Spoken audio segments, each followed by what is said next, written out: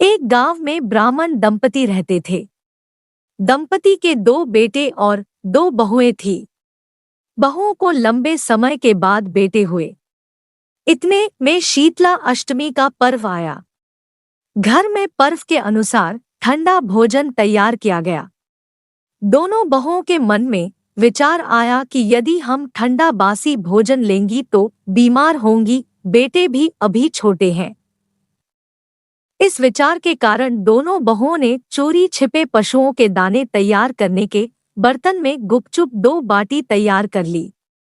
सास बहू शीतला की पूजा करके आई और शीतला माता की कथा सुनी।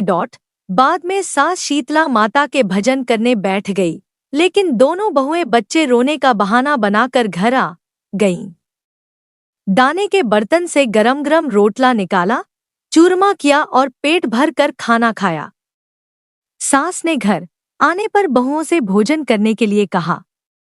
बहुएं ठंडा बासी भोजन करने का दिखावा करके घर के काम में लग गई। सास ने कहा, बच्चे कब के सोए हुए हैं, उन्हें जगाकर भोजन करा लो। बहुएं जैसे ही अपने बेटों को जगाने गई तो उन्हें मृतप्रायः पाया। ऐसा बहुओं की करतूतों के फलस्वरूप शीतला माता के प्रकोप के कारण हुआ था। बहुएं विवश हो गईं और सास ने घटना जानने के बाद बहुओं को खूब डांटा। सास बोली कि तुम दोनों ने शीतला माता की अवहेलना की है, इसलिए घर से निकल जाओ और बेटों को जिंदा स्वस्थ लेकर ही घर में पुन पैर रखना। अपने मृत बेटों को टोकरे में सुलाकर दोनों बहुएं घर से निकली। जाते जाते रास्ते में एक जीर्ण वृक्ष आया। यह खेजड़ी का वृक्ष था। इसके नीचे ओरी शीतला दोनों बहनें बैठी थी। दोनों के बालों में विपुल प्रमाण में जूं भी थी। बहुओं को थकान हो गई थी और इसलिए दोनों बहुएं ओरी और शीतला के पास आकर बैठ गई।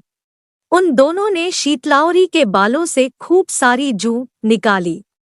जूओं का नाश होने से ओरी और शीतला ने अपने मस्तक में शीतलता का अनुभव किया और कहा, तुम दोनों ने हमारे मस्तक को शीतल किया है, वैसे ही तुम्हें पेट की शांति मिले। दोनों बहुएं एक साथ बोली कि पेट का दिया हुआ ही लेकर हम मारी मारी भटक रही है, परंतु शीतला माता के दर्शन हुए ही नहीं। शीतला माता ने कहा कि तुम दोनों पापिनी हो, दुष्ट हो, दुराचारिणी हो, तुम्हारा तो मुंह देखने भी योग्य नहीं है। शीतला अष्टमी के दिन ठंडा भोजन करने के बदले तुम दोनों ने गरम भोजन कर लिया था। यह सुनते ही बहुओं ने शीतला माताजी को पहचान लिया। देवरानी जेठानी ने दोनों ने माता ओ का वंदन किया। गिड़गिड़ाते हुए कहा कि हम तो भोली भाली हैं और अनजाने में हमने ताजा गरम खाना खा लिया था। आपके प्रभाव को हम जानती नहीं थी। आप हम दोनों को क्षमा करें। हम पुनः ऐसा दुष्कृत्य कभी नहीं करेंगे। उनके पश्चाताप भरे वचनों को सुनकर माताएं प्रसन्न हुईं।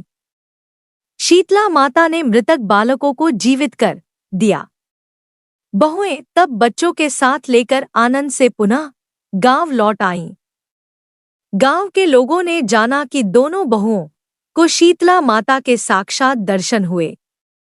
दोनों का धूमधाम से स्वागत करके गांव में प्रवेश करवाया गया। बहुओं ने कहा, हम गांव में शीतला माता के मंदिर का निर्माण करवाएंगी। चैत्र मास में शीतला अष्टमी के दिन मात्र ठंडा खाना ही खाएंगी। शीतला माता ने बहुओं पर जैसी अपनी दृष्टि की वैसी कृपा सब पर हो। श्री शीतला माँ सदा हमें शांति, शीतलता तथा आरोग्य प्रदान करें।